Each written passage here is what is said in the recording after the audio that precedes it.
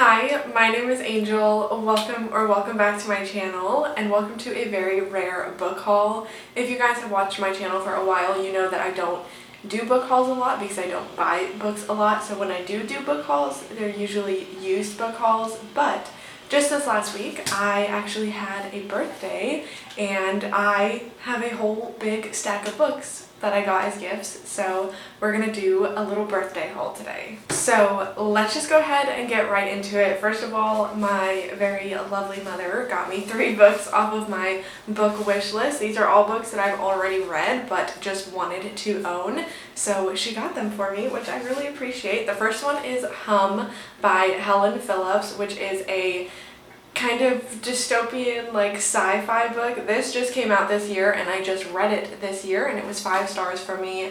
I really enjoyed a lot of the different science fiction elements, but then also like bringing in these real world just dystopian feeling events that have occurred in our society. And it's a little bit scary and it freaks me out a little bit, but I really enjoyed the story in this one. So very excited to be able to put this on my shelf. The next one that my mom got me was Funny Story by Emily Henry. I don't think I own one Emily Henry book, but I want to have her other books as well. I put this on my wish list because it was the paperback version, but I didn't realize that it was the large print version.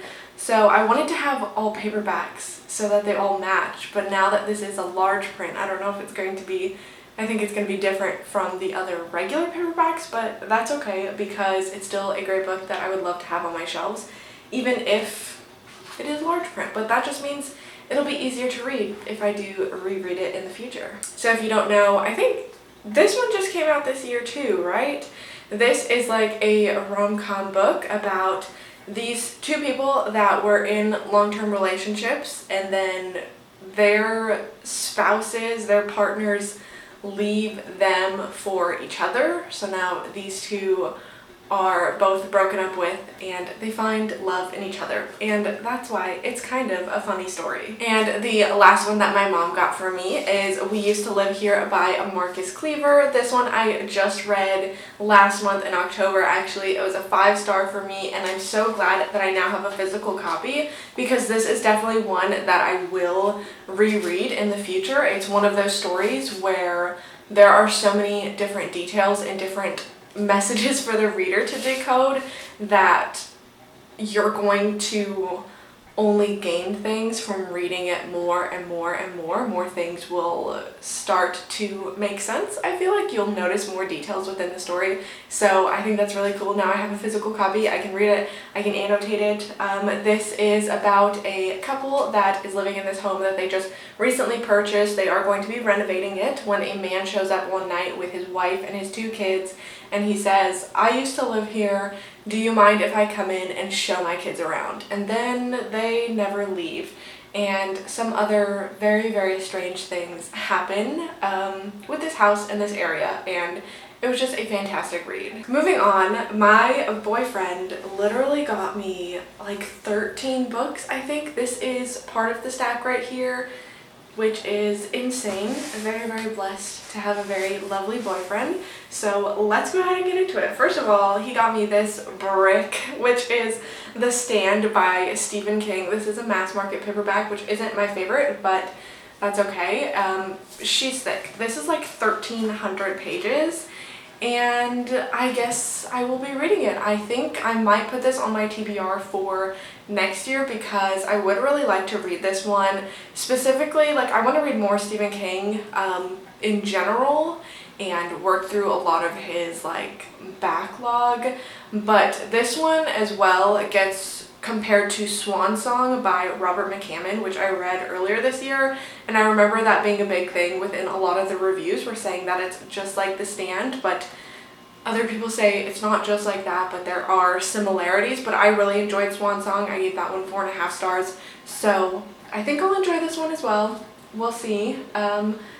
Yeah, she's long. She's thick. The next one that he got me is Wolf Song by TJ Klune. This is actually on my TBR for this year, and it's really funny because I actually had requested it from the library like the hold was being transferred to my library when I opened this up on my birthday. So I was like, okay, let me go cancel my library hold because I do want to read this month and complete my 2024 TBR. So that was like perfect timing. This one's a little bit thicker than I was expecting as well. I think it's almost almost 500 pages, but it's actually over 500 pages. It's like 550 pages. And this is like a fantasy, I think, and it's about werewolves and maybe some romance. I don't really know what to expect from this one, but I think it's got a gorgeous cover. I haven't read anything from TJ Klune before, but I know I've seen their books everywhere. They have a lot of very popular titles and a lot of gorgeous covers, so I'm really excited to be reading this one in November. Next up, he got me a nonfiction. This is What My Bones Know, a memoir of healing from complex trauma. This is by Stephanie Fu. I feel like the title really sums up what it is. I'm really excited to read this one and see what it has to say.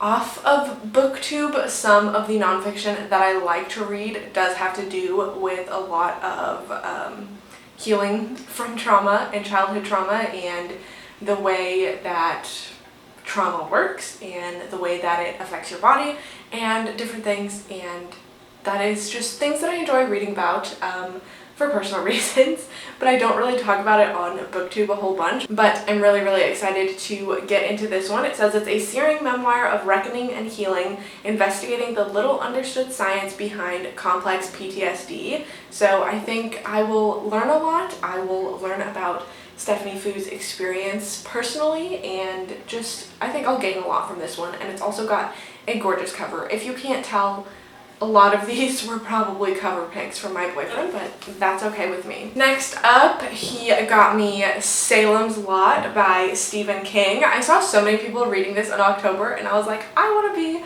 a part of the fun, but I didn't have the book, and I had so many other books that I was reading in October. So maybe next October I'll read this one. Once again, want to read more Stephen King. Surprisingly, I haven't read this one, even though this is like one of his really popular titles. I think this is about vampires, right? Oh my god. Not me not even knowing what this book is about. I'm pretty sure it has to do with vampires, but if I'm wrong, correct me, and that's going to be a little bit embarrassing. Next up are two little novellas. The first one is Paradise Rot by Jenny Hval. I don't know exactly how to pronounce that.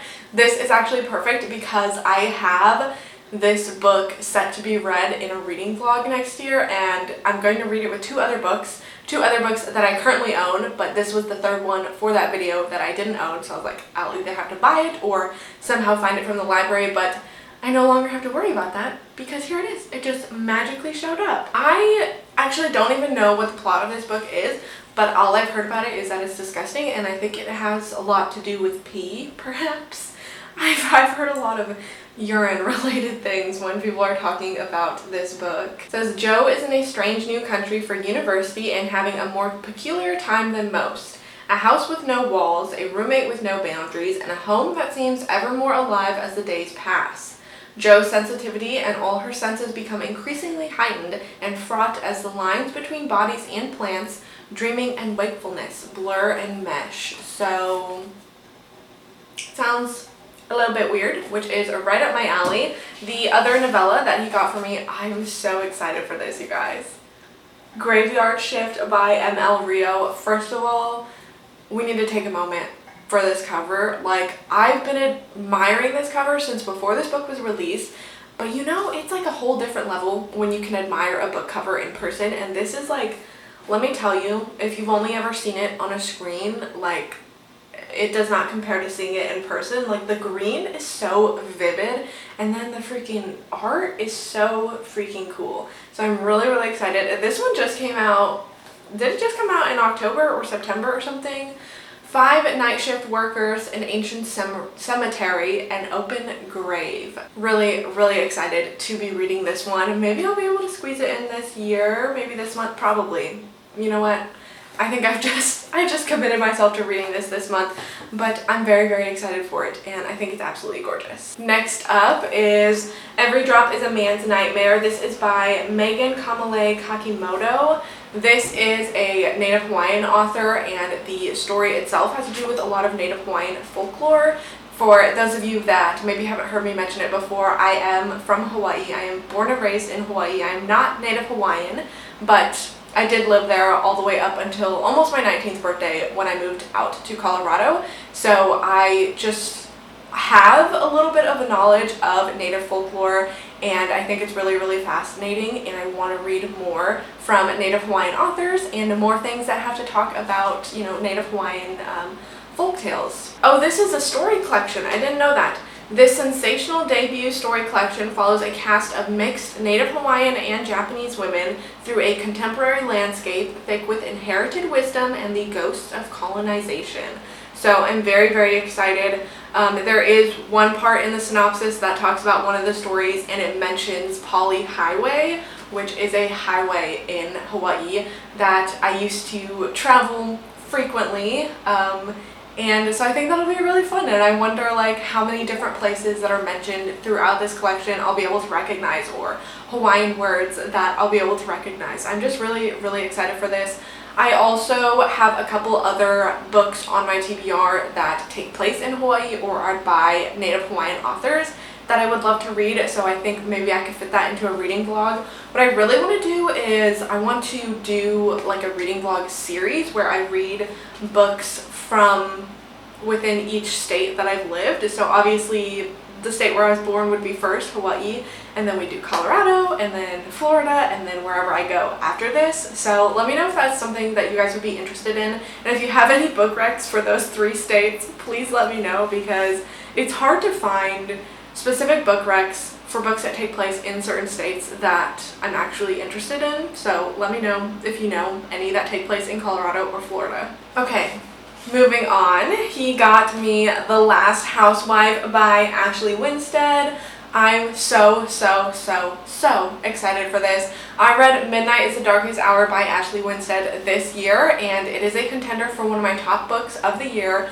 I thought it was so good. Like, I love it so much, and I'm still thinking about it, and I've just been itching to pick up more from Ashley Winstead. I've had this one on my TBR for a while, as well as In My Dreams I Hold a Knife, so I'm really, really stoked that I now own the physical copy of this, because I feel like I'll be more inclined to pick it up and read it a lot sooner now that I own it, and if I see it sitting on my shelf, I'm going to be just itching to read it because I love her writing. At least from the one thing that I've read from her, I absolutely love the writing, and I've heard really, really good things about this. Another stunning cover with all of these colors, so can't wait to pick this one up. Okay, there are 5 more books that my boyfriend got me, which we'll get to in just a second, but I want to just take a little intermission.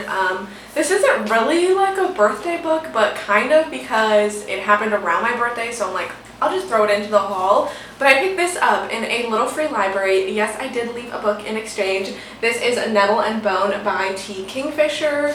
T. Kingfisher is an author I've read from before and have enjoyed before, and I do want to check out her other books. So when I saw this one there, I was like, well, why not? Even though I can't quite remember exactly what this one is about. I don't know why, I feel like it might be YA. There's just like, I don't know, something is telling me that this might be a young adult book, but that's okay. It says, this isn't the kind of fairy tale where the princess marries a prince. It's the one where she kills him. ... Maybe that's why it's giving me YA vibes. So let's see what the synopsis says. It says, Mara never wanted to be a hero. As the shy, convent-raised third-born daughter, she escaped the traditional fate of princesses to be married away for the sake of an uncaring throne. But her sister wasn't so fortunate, and after years of silence, Mara is done watching her suffer at the hands of a powerful and abusive prince.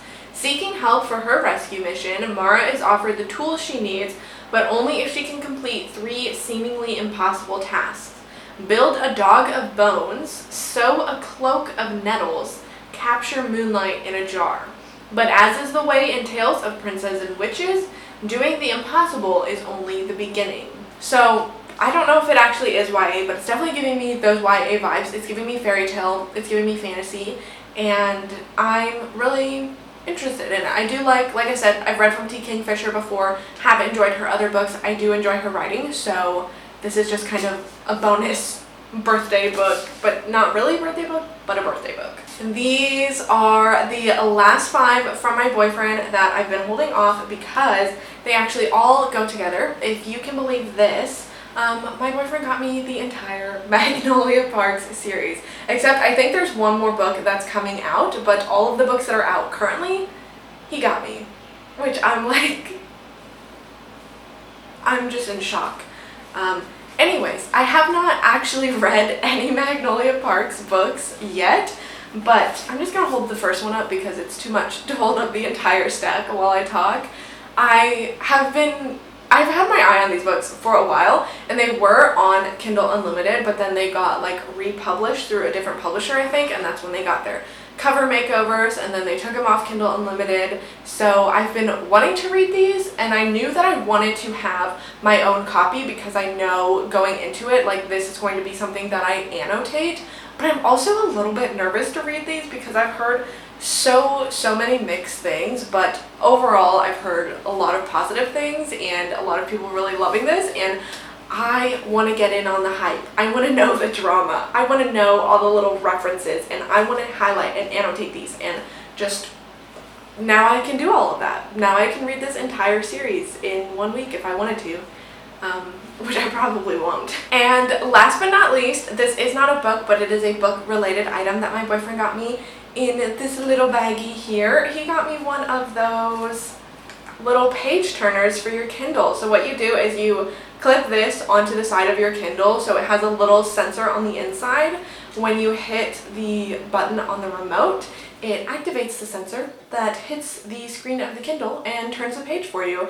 And then I don't have it in here because it's currently propped up, but he also got me one of those like little, what are they called? It's called like a gooseneck thing that holds your Kindle, so you can put it on like your bedside table and then have your Kindle sitting right in front of you and just be clicking away, arms under the blanket. And I'm so stoked. Like, I'm so stoked for all of the cozy reading that will be happening from here on out. And I'm just so excited to use this thing everywhere because I do a lot of reading on the treadmill with my Kindle as well, and so to be able to just hold a remote in my hand while I'm walking and turn the page that way instead of having to go up and tap every single time is going to be so great. Okay, let me see if I can stack all of these books up.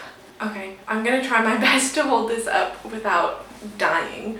So this is the haul, aside from Magnolia Parks, because that just sounds painful to hold up. But this is everything that I got for my birthday with Magnolia Parks, with my little Kindle holder and page turner. So thank you so much for watching. Thank you for attending my very rare book haul, just haul in general on this channel. Let me know if you've read any of these books, if you've enjoyed them, if you think that I will love them. And once again, thank you so much for watching. Hopefully I will see you guys next time.